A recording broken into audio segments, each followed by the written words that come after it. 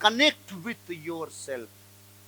Law of connection का पहला सिद्धांत, जो खुद से कनेक्ट नहीं है वो दूसरों से कभी कनेक्ट नहीं हो सकता। अब मैं आपसे पूछना चाहता हूं, खुद से कनेक्ट मतलब, खुद से कनेक्ट होने का मतलब क्या है?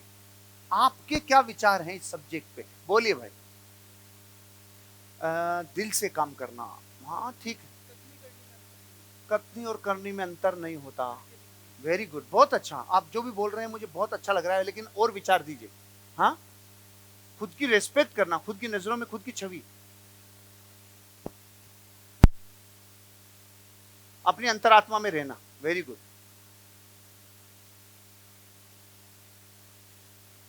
Yes very good. ऑनेस्ट रहना अपने आप से, अपने आप को जानना, अपनी शक्तियों के बारे में जानना। आप कौन हैं, शरीर कौन है, आपके प्राण कौन है, क्या दोनों एक हैं? मतलब खुद से कनेक्शन का मतलब है जितना खुद को पहचान सको, जितना खुद को जान सको भाई, उससे सहमत हूं। वेरी गुड, बहुत अच्छा। खुद से कनेक्शन का मतलब समझा देता हूं भाई। खुद से कनेक्शन का मतलब समझ लो, थोड़ा और गहरा लेके जा रहा हूं। आप और हम शरीर हैं, आप और हम शरीर हैं क्या? तो फिर जला क्यों दिए जाते हैं? आप और हम जीव हैं भाई। बस इस शरीर के साथ हमारा कई संबंधों से, कई कालों से अनंत संबंध है। हर बार इसे शरीर लेना ही पड़ता है, इसे ग्रहण करना ही पड़ता है।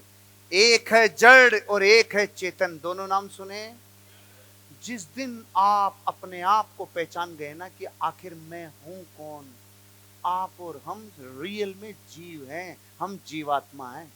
तभी तो कहते हैं जीवात्मा से ही परमात्मा बन सकते हैं। ये सारी बातों का निचोड़ क्या है? जब तक अपने आप को शरीर समझते रहोगे तब तक वो काम नहीं कर पाओगे जो सुपर नेचुरल पावर्स पैदा करती है, कभी नहीं कर पाओगे।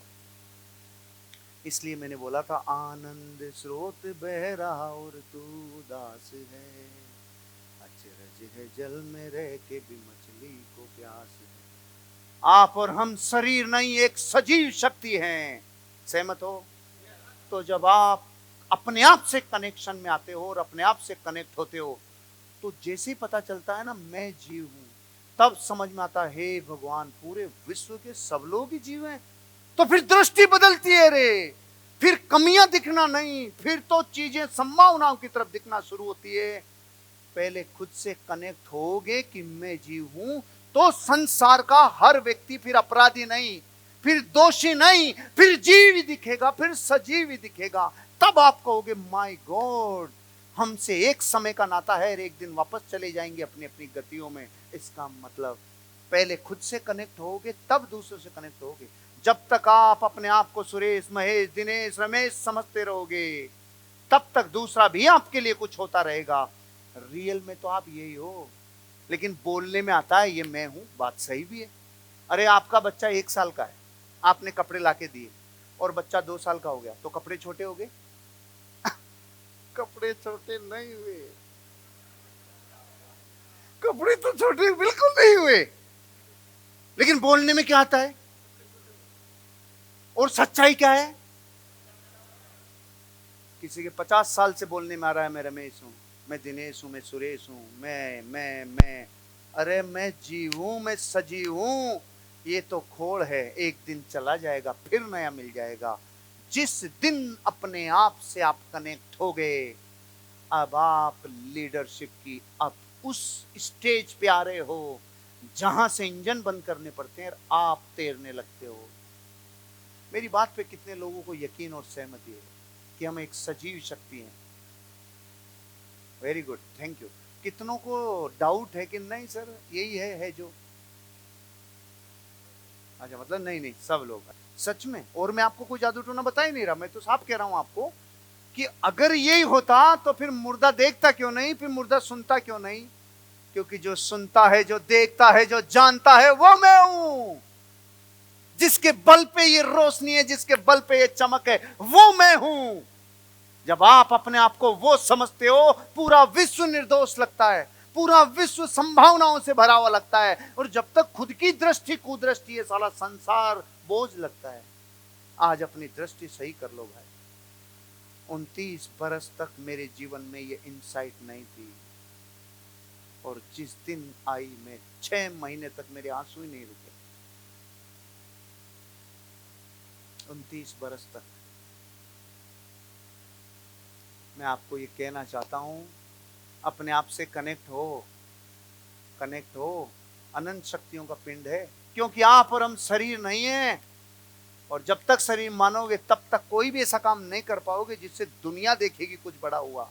एक अकेले आदमी ने पूरे धर्म की ध्वजा को विश्व में लहरा दिया, उस आदमी का नाम धीरेन्द्र शास्त्री है। एक आदमी ने। क्यों? जब तक भीतर सच्चाइयां प्रकट नहीं होती, 64 रिद्धियां निकलती नहीं है भाई। प्रकट हो गई। मैं आपको ये नहीं कहना, मैं तो एहसास दिला रहा हूं, आपने जो अपने आप को कुछ समझ रखा है वो आप नहीं है। Connect with your self.